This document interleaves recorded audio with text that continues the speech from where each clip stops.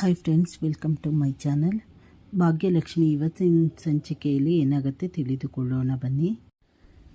ಕುಸುಮ ತಾಂಡವ್ಗೆ ಮನೆಯಲ್ಲಿ ಯಾರೂ ಮದುವೆಗೆ ಹೋಗಬಾರದು ಅಂತ ಹೇಳಿದ್ದಕ್ಕೆ ತಾಂಡವ್ ಮನಸ್ಸಿನಲ್ಲೇ ತುಂಬ ಖುಷಿ ಪಡುತ್ತಾನೆ. ಸದ್ಯ ಯಾರೂ ಬರೋಲ್ಲ ಅಂತ. ಆಗ ಕುಸುಮ ಅವರು ಎಲ್ಲರಿಗೂ ಸೇರಿಸಿ ಹೇಳಿದ್ದು, ನಿನಗೂ ಸೇರಿಸಿ ಹೇಳಿದ್ದು ಕಣೋ ಅಂತ ಹೇಳಿದ್ದಕ್ಕೆ ತಾಂಡವ್ ಮನಸ್ಸಿನಲ್ಲಿ ನಾನಿಲ್ಲ ಅಂದರೆ ಮದುವೆನೇ ಆಗಲ್ಲ ಅಂತ ಹೇಳಿ ಶಾಕ್ ಆಗಿ ಮನಸ್ಸಿನಲ್ಲೇ ಅಂದುಕೊಂಡು ನಿಂತಿರುತ್ತಾನೆ. ಆಗ ಕುಸುಮ ಅವರು, ನೋಡೋ ತಾಂಡವ್, ಹೋದರೆ ಚೆನ್ನಾಗಿರಲ್ಲ, ಅಪ್ಪಿ ತಪ್ಪಿ ಹೋದರೂ ಮತ್ತೆ ಸರಿ ಹೋಗಲ್ಲ. ಇಲ್ಲಮ್ಮ ಸರಿ, ನಾನು ಹೋಗಲ್ಲ ಅಂತ ಹೇಳಿ ತಾಂಡವ್ ಹೇಳುತ್ತಾನೆ.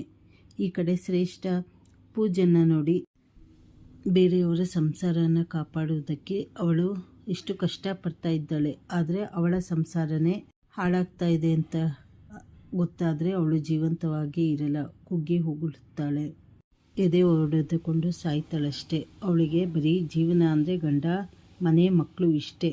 ಹೋಗಲಿ ಬಿಡು ಪೂಜಾ, ನಿನ್ನ ಮಾತು ಕೇಳ್ತೀನಿ, ಅವಳಿಗೆ ಕಾಟ ಕೊಡಲ್ಲ ಅಂತ ಶ್ರೇಷ್ಠ ಅಂದು ಸುಮ್ಮನೆ ಹೋದಾಗ ಈ ಕಡೆ ಪೂಜಾ ಸುಂದ್ರಿ ಇಬ್ಬರಿಗೂ ಅನುಮಾನ ಬರುತ್ತದೆ. ಅವಳು ಸುಮ್ಮನೆ ಹೋಗಿದ್ದನ್ನು ನೋಡಿ ಪೂಜನಿಗೆ ಅನುಮಾನ ಬರುತ್ತದೆ. ಸುಂದ್ರಿ ಇವಳು ಏನೋ ಪ್ಲ್ಯಾನ್ ಮಾಡುತ್ತಾ ಇದ್ದಾಳೆ ಅಂತ ಅನಿಸುತ್ತಾ ಇದೆ.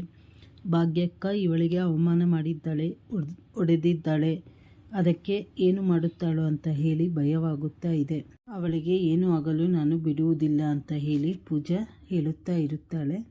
ಈ ಕಡೆ ರೂಮಿಗೆ ಬಂದು ಶ್ರೇಷ್ಠ, ಏನೇ ನನ್ನ ಕೈ ಮೇಲೆ ನನಗೆ ಕೈ ಮಾಡ್ತೀಯಾ ಅಂತ ಹೇಳಿ ಕೆನ್ನೆ ಮೇಲೆ ಕೈ ಇಟ್ಕೊಂಡು ನಿನ್ನ ಜೀವನ ಹಾಳು ಮಾಡೇ ಮಾಡುತ್ತೀನಿ, ಅವಳಂತೂ ನೆಮ್ಮದಿಯಾಗೇ ಇರಬಾರದು, ಸೇಡು ತೀರಿಸಿಕೊಳ್ಳುತ್ತೇನೆ ಅಂತ ಹೇಳಿ ಶ್ರೇಷ್ಠ ಅಂದುಕೊಳ್ಳುತ್ತಾ ಇರ್ತಾಳೆ.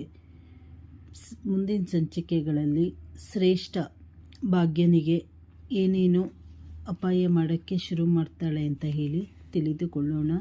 ಚಾನಲನ್ನು ಲೈಕ್ ಮಾಡಿ, ಶೇರ್ ಮಾಡಿ, ಸಬ್ಸ್ಕ್ರೈಬ್ ಮಾಡಿ. ಧನ್ಯವಾದಗಳು.